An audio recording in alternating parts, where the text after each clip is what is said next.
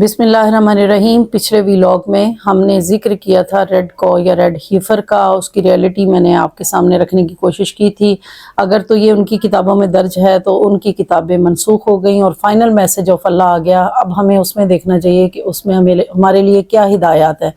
دوسری بات یہ کہ میری پرسیپشن یہ کہتی ہے کہ یہ کوئی اسپیشل اسپیشیز ہو سکتا ہے تیار ہوئی ہو، کیونکہ 2000 سال سے ان کے بقول یہ ایسی گائے کی تلاش میں انہیں نہیں ملی۔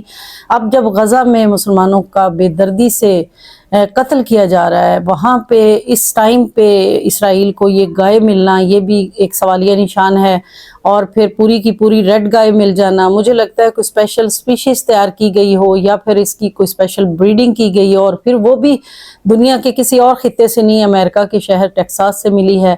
تو اس پہ بہت سارے سوالیہ نشانات ہیں اور ہمیں اس پہ کوئی کان نہیں دھرنا چاہیے۔ مجھے لگتا ہے کہ یہ ایک ایفرٹ ہے مسلمانوں کو مینٹلی ریڈی کرنے کے لیے کہ وہ کسی بھی بڑے حادثے کے لیے تیار ہو جائیں، یا خدا نخواستہ اگر مسجد اقصیٰ کو کچھ کیا جائے تو وہ اس کے لیے ریڈی ہو جائیں۔ اور ہمارے کچھ مسلم سکولرز بھی یہ پریڈکٹ کر رہے ہیں پچھلے کچھ سالوں سے کہ خدا نخواستہ مسجد اقصیٰ کو شاید شہید کر دیا جائے، تو ایسا احادیث میں کہیں پہ بھی کوئی ریفرنس نہیں ملتا، بلکہ احادیث میں تو مسجد اقصیٰ کو دارالخلافہ بنایا جائے گا، بیت المقدس کو، جب آخری وقت ہوگا اور مسلمانوں کی خلافت ہی قائم ہوگی۔ تو ہم یہ دیکھتے ہیں کہ ہمارے نبی پاک صلی اللہ علیہ وسلم انچ با انچ ہمیں بتا کے گئے ہیں، ہر چیز اللہ کے نبی صلی اللہ علیہ وسلم نے ہمیں بتا دی ہے۔ قیامت تک جو کچھ ہونا ہے وہ کوئی پروفیسی نہیں ہے، وہ ہمارا ایمان ہے، وہ ریئلٹیز ہیں۔ ہمیں یہ یقین ہے کہ جو ہمارے نبی پاک صلی اللہ علیہ وسلم ہمیں سب کچھ بتا کے گئے ہیں، وہ سب کے سب ویسی چیزیں ہو رہی ہیں جو حدیث میں چیزیں بیان ہوئی۔ ہم انشاءاللہ اس پہ اور بھی ایک ویڈیو بنائیں گے کہ قرب قیامت کی جتنی نشانیاں میرے آقا علیہ السلام نے بیان کی ہیں وہ ساری کی ساری ہو بہو پوری ہو رہی ہیں۔ میرے نبی کی کہی ہوئی ہر بات سچی ہو رہی ہے اور پوری دنیا اس کو دیکھ رہی ہے۔ تو یہ جو مسجد اقصیٰ اور بیت المقدس والا معاملہ ہے، اس کے بارے میں ہمیں ایک حدیث پاک ملتی ہے جس میں آپ صلی اللہ علیہ وسلم نے فرمایا کہ نبوت تو سو ہوگی جو ہوگی، اس کے بعد خلافت آئے گی۔ آپ نے دیکھا نبوت کے بعد خلافت آئی اور سیدنا حسن مجتبیٰ پہ اس کا اینڈ ہوا۔ پھر آپ صلی اللہ علیہ وسلم نے فرمایا کہ ملوکیت یعنی کاٹ کھانے والی بادشاہت شروع ہو جائے گی۔ پھر آپ نے دیکھا تاریخ میں کہ کاٹ کھانے والی بادشاہت، بنو امیہ کا دور حکومت، بنو عباس کا دور حکومت، اور اس کے بعد مسلمان حکمران جتنے بھی آئے تو وہ سارے خلافت علی منہاج النبوہ نہیں تھی بلکہ کاٹ کھانے والی بادشاہت ہی تھی، اور وہ ظاہر ہے بہت بڑی مسلمانوں کی سلطنت تھی جس کے اوپر وہ حکومت قائم ہوئی، اور اتنے اختلافات کے باوجود وہ اتنی مضبوط حکومت تھی جس کی بنیاد آپ صلی اللہ علیہ وسلم نے رکھی، اور اس کی توسیع پھر سیدنا فاروق اعظم رضی اللہ تعالیٰ عنہ کے زمانے میں ہوئی کہ وہ اتنی مضبوط سلطنت تھی، اتنی بڑی سلطنت تھی کہ پوری دنیا پر مسلمانوں کی حکومت تھی، اور اس کا جھنڈا اسلام کا مشرق سے مغرب تک لہرا رہا تھا، اور اس کو ختم ہوتے ہوتے بھی 1200 سال لگے۔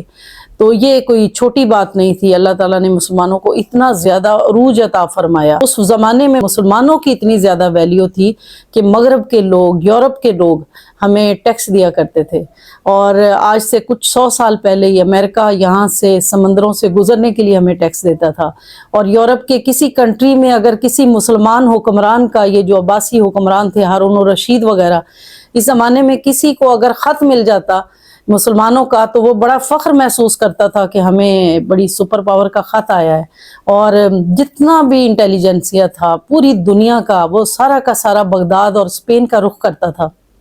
اور مسلمانوں کے عروج کا کیا عالم ہوگا اس وقت کے، ساری یونیورسٹیز اور سارے کالجز مسلمانوں نے بنائے۔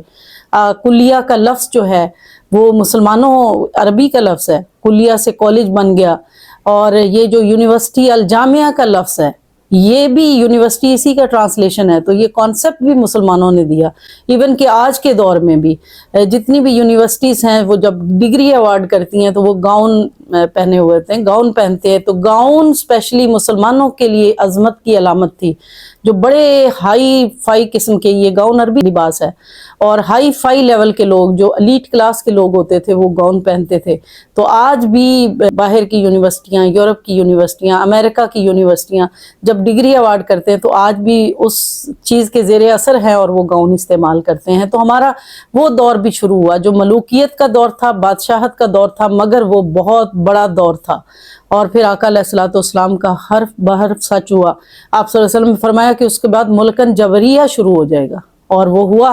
ہم مقبوضہ ہو گئے نا، پھر ہماری قوم مسلمان جگہ جگہ مقبوضہ ہو گئے. اس کی مثالیں بہت ساری، افغانستان کی مثال آپ کے سامنے ہے، پاکستان کی جب ہم انگریزوں کے زیر اثر رہے وہ دور ختم ہوا. تو اس کے بعد اب یہ دور ذلت و غلامی کا دور اور بے حمیتی کا دور کہ ہم سارے ملک دیکھ رہے ہیں کہ ہمارے مسلمانوں کے ساتھ کہاں کہاں پہ کیا ظلم نہیں ہو رہا، مگر ہم سب خاموش ہیں. اور یہ دور بھی انشاءاللہ نکل جائے گا. یہ اب ہم باٹم لائن کو، یعنی یو کین سے کہ ہم ذلت کی باٹم لائن کو ٹچ کر رہے ہیں، اور اس کے بعد عروج کا دور انشاءاللہ شروع ہوگا. یہ بھی حدیث پاک ہے کہ آپ صلی اللہ علیہ وسلم نے صحابہ کرام سے فرمایا کہ ایک وقت آئے گا کہ تم پہ باقی قومیں اس طرح جھپٹیں گی جیسے بھوکے کتے جھپٹتے ہیں کسی چیز پہ. تو صحابہ کرام نے عرض کیا یا رسول اللہ کیا ہم تعداد میں کم ہوں گے؟ آپ صلی اللہ علیہ وسلم نے فرمایا نہیں، تعداد میں کم نہیں ہوں گے بلکہ تم پہ وہن غالب آ جائے گا. تو صحابہ کی دیکھیں، صحابہ کی بھی ہم پہ بڑی فیورز ہیں کہ وہ پوچھتے رہے، ہمارے لیے پوچھتے رہے. صحابہ نے عرض کیا یا رسول اللہ وہن کیا ہے؟ تو آپ صلی اللہ علیہ وسلم نے فرمایا دنیا کی محبت اور موت کا ڈر. اس وقت دیکھ لیں میرے نبی صلی اللہ علیہ وسلم کا ایک ایک لفظ ہو بہو سچ ہو رہا ہے. اس وقت پوری امت مسلمہ، عرب کنٹریز، پاکستان جس میں شامل ہے، سارے ملک جو ہیں 57 کنٹریز آف مسلم امہ، اس وقت ایک وہن ہے ان کے اوپر، کمزوری ہے، دولت کی محبت ہے، دنیا کی محبت ہے اور موت کا ڈر ہے. کوئی جہاد کے لیے نہیں نکل رہا. تو آپ صلی اللہ علیہ وسلم کا حرف بحرف ہو بہو اسی طرح سچ ہوا. اور پھر آپ صلی اللہ علیہ وسلم نے فرمایا کہ پھر خلافت قائم ہوگی علی منہاج النبوہ، آخری وقت ہوگا وہ. اور انشاءاللہ یہ پروفیسی ہونے کے لیے باقی ہے. یہ آپ صلی اللہ علیہ وسلم کی حدیث مبارکہ کا اتنا حصہ ابھی ہونے کے لیے باقی ہے. اور اس کے لیے بھی خوشخبری ہے ہمارے لیے، پاکستانیوں کے لیے خاص طور پہ. ہم لوگ پتہ نہیں کیا کیا کچھ پاکستان کے بارے میں کہتے ہیں کہ پتہ نہیں خدا نہ خواستہ یہ ختم ہو جائے گا. اور جس طرح کے پاکستان کے حالات ہیں، مایوسی بھی ہے ہمارے لوگوں میں، اس کے بارے میں بشارتیں بھی ہیں. فرمایا خراسان سے ایک لشکر نکلے گا. خراسان یہ ساری قبائلی پٹی ہے، پاکستان افغانستان کا علاقہ. فرمایا سیاہ جھنڈوں والا ایک لشکر نکلے گا جو خلافت قائم کرے گا. پہلے اس کی اسی خطے میں جنگ ہوگی. کچھ لوگ پریڈکٹ کرتے ہیں کہ وہ غزوہ ہند ہوگا. اور یہاں پہ ظاہر ہے خلافت کا نظام علی منہاج النبوہ، میرے نبی صلی اللہ علیہ وسلم کی حدیث پاک ہے، وہ قائم ہوگا. اور پھر یہی لوگ نکلیں گے، پوری دنیا میں نظام مصطفیٰ کو رائج کریں گے. اور ان کے کو جو ہیڈ کر رہے ہوں گے وہ امام مہدی علیہ السلام ہوں گے. تو اس حوالے سے پاکستان کی سرزمین بہت اہم ہے. اس میں خوشخبریوں کا ایک سلسلہ شروع ہونے والا ہے. جب بھی کوئی قوم انتہا پستیوں میں چلی جاتی ہے، اللہ تعالیٰ پھر ان کو عروج عطا فرماتا ہے. شرط یہ ہے کہ وہ توبہ کریں اللہ کی بارگاہ میں. مجھے لگتا ہے کہ جو سب سے بڑی ہنڈرنس ہے ہمارے راستے میں اس وقت وہ توبہ ہے. اگر ہم اللہ کی بارگاہ میں توبہ کریں تو کوئی گریٹر اسرائیل نہیں بننے جا رہا، کوئی ان کی پروفیسیز پوری نہیں ہونے جا رہی، بلکہ انشاءاللہ اس سینیریو میں، اس تناظر میں اللہ تعالیٰ اسلام کو غلبہ عطا فرمائے گا. اور یہ میرے نبی صلی اللہ علیہ وسلم کی حدیث موجود ہے، قرآن پاک کی بیشتر آیات یہ بتاتی ہیں، اور اس پہ ہمیں بالکل بھی گھبرانا نہیں چاہیے. ہاں البتہ اس کے لیے جو ہم نے بے حمیتی دکھائی ہے اتنی زیادہ، مسلم کنٹریز نے، مسلم امہ نے، بحیثیت مسلمان ہم نے، جو آپ صلی اللہ علیہ وسلم نے فرمایا کہ امت مسلمہ ایک جسد واحد کی طرح ہے. اگر ایک جسم کے ایک حصے میں تکلیف ہو تو سارا جسم بے چین ہوتا ہے. وہ ہم نے بے حمیتی دکھائی. غزہ میں مسلمانوں کا بے دردی سے قتل کیا گیا، اور ایون کہ 34,000 جو شہادتیں ہوئی ہیں ان میں 23,000 تو عورتیں اور بچے ہی ہیں. ان کی نسل کشی کی گئی، ان کی لاشوں پہ کتے چھوڑ دیے گئے، مگر مسلم امہ بالکل خاموش رہی. ظاہر ہے اس کا خمیازہ تو بھگتنا پڑے گا اور اس کی سزا ملنے والی ہے سارے مسلم کنٹریز کو تھرڈ وار کی صورت میں. آپ صلی اللہ علیہ وسلم نے فرمایا قرآن البیت المقدس خراب الیسرب، یعنی جب مسجد اقصی میں آباد کاری ہوگی، جب وہاں پہ سرمایہ داری آئے گی، جب وہاں پہ خوشحالی آئے گی، جب وہاں پہ بہت زیادہ آبادی آئے گی، تو اس وقت خراب الیسرب حالات یسرب کے خراب ہو جائیں گے، اور وہ جو گریٹر اسرائیل کا خواب دیکھ رہے ہیں وہ ظاہر ہے ان کا خیبر تک پہنچنے کا پورا منصوبہ ہے۔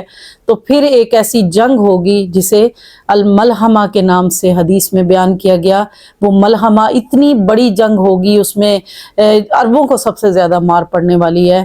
فرمایا کہ کوئی جوتا ہوگا اس جنگ کے بعد، کوئی عورت جوتا دیکھ کے کہے گی کہ یہ کسی قریشی کا جوتا ہے، تو روئے زمین پر کوئی قریشی نہیں ملے گا، استغفر اللہ العظیم۔ اور پھر فرمایا کہ کوئی شخص کے اگر 100 بیٹے ہوں گے تو 99 اس جنگ میں مارے جائیں گے۔ تو اتنی بڑی قربانی دے کے ہمیں پھر انشاءاللہ اسلام کو تو عروج ہوگا، اللہ کا وعدہ ہے، هو الذی ارسل رسولہ بالہدی ودین الحق کے لیظہرہ علی الدین کلہ۔ تو جب دنیا اختتام کی طرف جائے گی انشاءاللہ اسلام کا نظام رائج ہوگا، اسلام کو اللہ سربلند فرمائے گا۔ وہ ہمارے جیسوں سے اگر سربلند نہ فرمائے تو ہماری اگلی جنریشن سے کر لے گا، لیکن کوئی ایسی مایوسی والی بات نہیں ہے۔ اگر آج بھی ہم اللہ کی بارگاہ میں توبہ کریں اور سارے مسلمان مل جائیں، اتفاق اور اتحاد آپس میں کر لیں، تو آج بھی مسلمانوں کو عروج سے کوئی روک نہیں سکتا۔ اللہ سے دعا ہے کہ اللہ تعالی ہمیں مل بیٹھ کر ایک امہ بننے کی توفیق عطا فرمائے، اور ہمارے ساتھ وہ معاملہ نہ فرمائے جو اس نے پہلی قوموں کے ساتھ کیا ہے۔ وما علیہ الا البلاغ۔